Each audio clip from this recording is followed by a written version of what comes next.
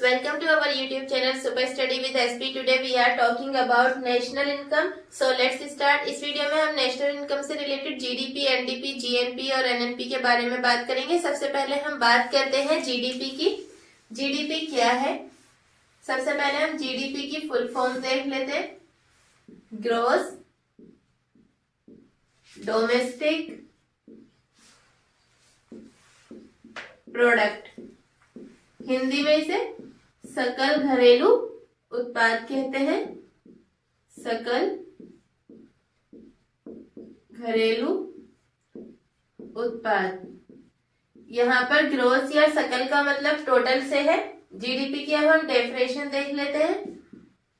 किसी भी अर्थव्यवस्था में, किसी भी अर्थव्यवस्था में एक वर्ष में उत्पादित या उत्पादित सभी वस्तुओं और सेवाओं का अंतिम मौद्रिक मूल्य, सभी वस्तुओं और सेवाओं, गुड्स एंड सर्विसेज का अंतिम मौद्रिक मूल्य क्या कहलाता है? GDP, final price. ये जो एक ईयर है इंडिया में, जो ये 1 ईयर है फाइनेंशियल ईयर, वो कब से कब तक है? 1 अप्रैल से 31 मार्च तक, 31 मार्च तक। जीडीपी को अब हम कैलकुलेट कैसे करते हैं वो देख लेते हैं। राष्ट्रीय निजी उपभोग प्लस सरकारी खर्च,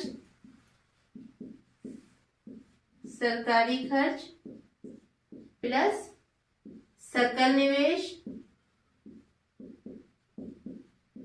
प्लस व्यापार शेष। व्यापार शेष को हम एक्सपोर्ट माइनस इंपोर्ट भी कर देते हैं। इसे हम ऐसे भी लिख देते हैं। GDP is equal to C plus G plus I plus export minus import. इस तरह से हम जीडीपी को कैलकुलेट कर देते हैं। वर्तमान में इंडिया की जो जीडीपी है, इंडिया की जीडीपी वर्ल्ड में 3rd पोजीशन पर है। जीडीपी 3rd पोजीशन पर, किसके बेस पर? पीपीपी के बेस पर। और ये पीपीपी क्या है? परचेजिंग पावर पैरिटी, क्रय शक्ति तुल्यता। पीपीपी के बेस पर रैंकिंग कौन देता है जीडीपी पे? आईएमएफ इस पर रैंकिंग देता है। इंडिया की कौन सी है? 3rd रैंकिंग है पीपीपी के बेस पर। फर्स्ट किसकी है? चाइना की, एंड सेकंड है यूएसए की। अभी हमने जीडीपी के बारे में बात की, अब हम एनडीपी के बारे में बात करते हैं। एनडीपी, सबसे पहले इसकी फुल फॉर्म देख लेते हैं। Net domestic product, net domestic product, Hindi में शुद्ध घरेलू उत्पाद। एनडीपी क्या है? एनडीपी किसी भी अर्थव्यवस्था का वह जीडीपी है इसे हम कैसे कैलकुलेट करते हैं? एनडीपी को पहले ये देख लेते हैं। NDP is equal to GDP minus मूल्य ह्रास या घिसावट या डेप्रिसिएशन। घिसावट या लिख देते हैं हम इसे डेप्रिसिएशन। नेट डोमेस्टिक प्रोडक्ट, शुद्ध घरेलू उत्पाद किसी भी अर्थव्यवस्था का वह जीडीपी है जिसे हम मूल्यह्रास या घिसावट या डेप्रिसिएशन को घटाकर कैलकुलेट करते हैं। डेप्रिसिएशन को हम कैसे कैलकुलेट करते हैं?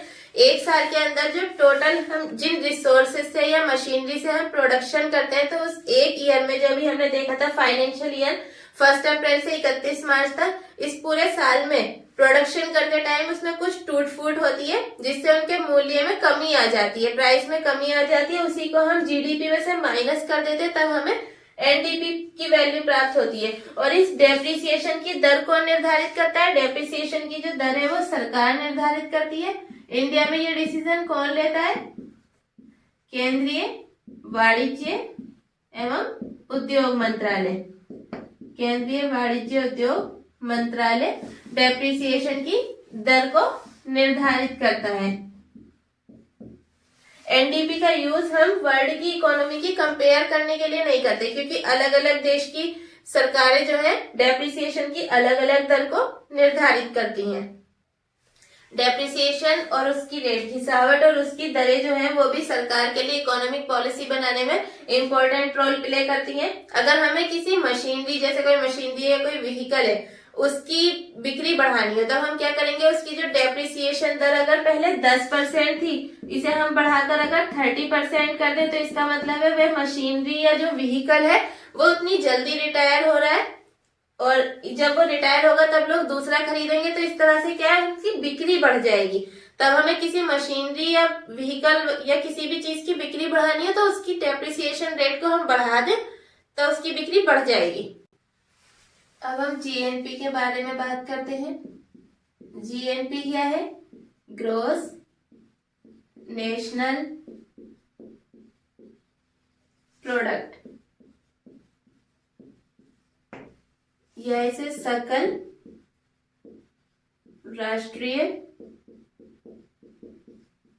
उत्पाद भी कहते हैं।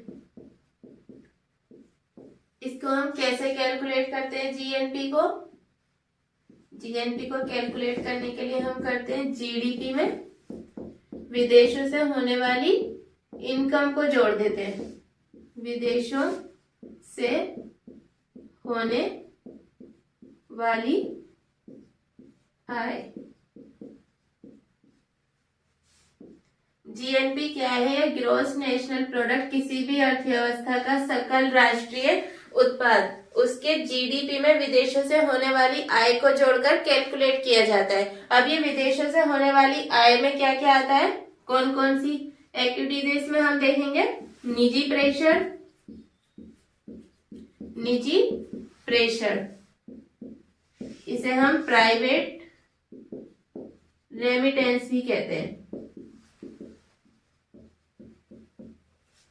सेकंड है विदेशी अनुदान,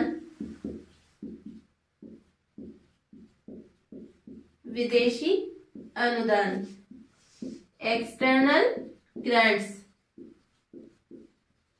और थर्ड है विदेशी कर्जों पर ब्याज, विदेशी कर्जों पर ब्याज।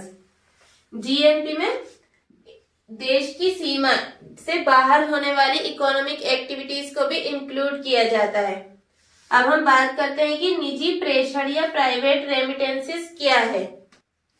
निजी प्रेषण क्या है? इंडिया के जो नागरिक हैं वो दूसरे देशों में काम करते हैं और दूसरे देशों के नागरिक इंडिया में काम करते हैं, तब इन लोगों के निजी लेन देन से जो इनकम होती है उसे हम निजी प्रेषण कहते हैं। निजी प्रेषण के मामले में इंडिया बेनिफिट में है, क्योंकि इंडिया के बहुत सारे सिटीजन्स गल्फ कंट्रीज और यूरोपियन कंट्रीज और अमेरिका में रहते हैं, इसलिए इंडिया को इससे जो इनकम होती है सबसे ज्यादा होती है। वर्तमान में इंडिया निजी प्रेषण या प्राइवेट रेमिटेंस से सबसे ज्यादा इनकम प्राप्त करने वाला देश है। विदेशी अनुदान में देखते हैं, इसमें भारत द्वारा प्राप्त किए गए एवं दूसरे देशों को दिए गए अनुदान या ग्रांट्स का शेष शामिल किया जाता है। विदेशी कर्जों पर ब्याज के बारे में बात करें तब इसमें आएगा हमने जो किसी और देश से कर्ज लिया है उस पर दिया जाने वाला ब्याज, और जो कर्ज हमने किसी और देशों को दिया है उससे जो हमें ब्याज की प्राप्ति होती है, जो राशि मिलती है, उसे हम क्या कहते हैं? विदेशी कर्जों पर ब्याज। इसमें इंडिया की जो स्थिति है, इंडिया को कोई बेनिफिट नहीं होता, क्योंकि इंडिया ने विदेशी लोन ज्यादा लिया है और दूसरे देशों को कर्जा कम दिया है, इसलिए इंडिया की स्थिति इसमें नेगेटिव होती है।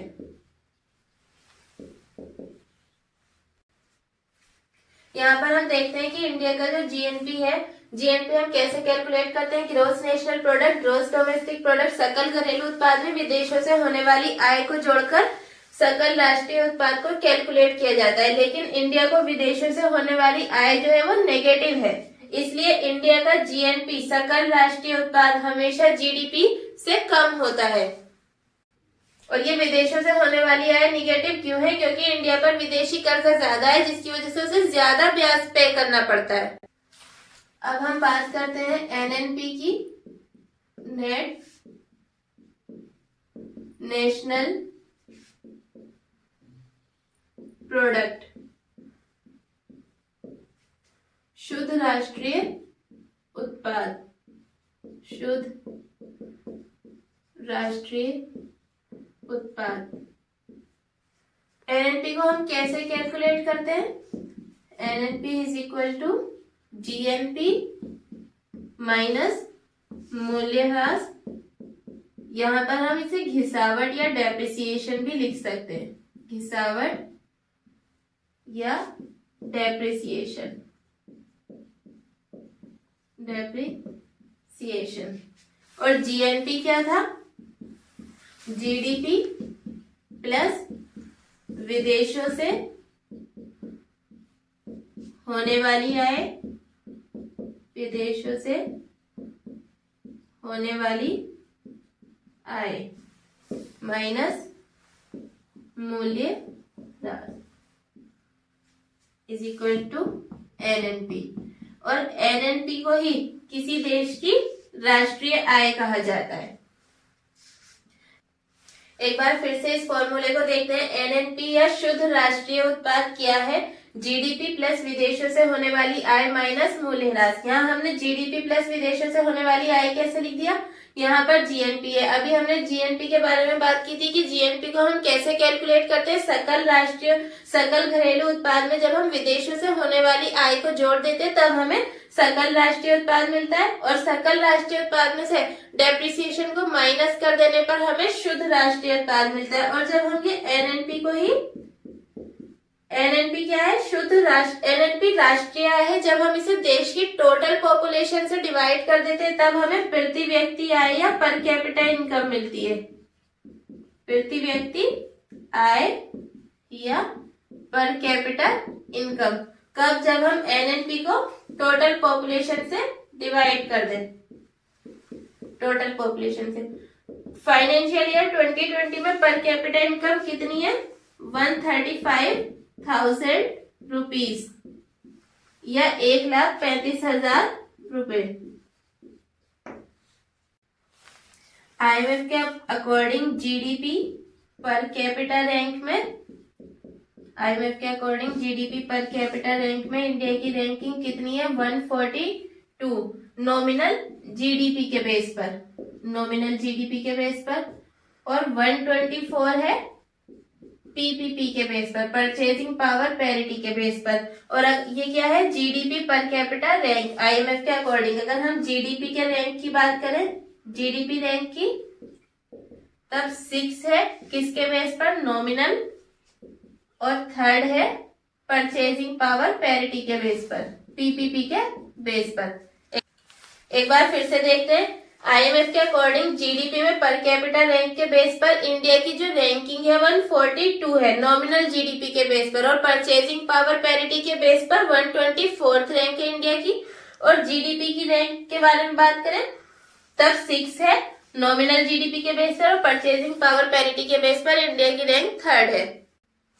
आज हमने जीडीपी, नेशनल इनकम से रिलेटेड जीडीपी, एनडीपी, जीएनपी और एनएनपी के बारे में बात की। आज की इस वीडियो में इतना ही। अगर आपको वीडियो अच्छी लगी हो तो लाइक, शेयर एंड कमेंट्स करें और चैनल को सब्सक्राइब करना तो बिल्कुल ना भूलें।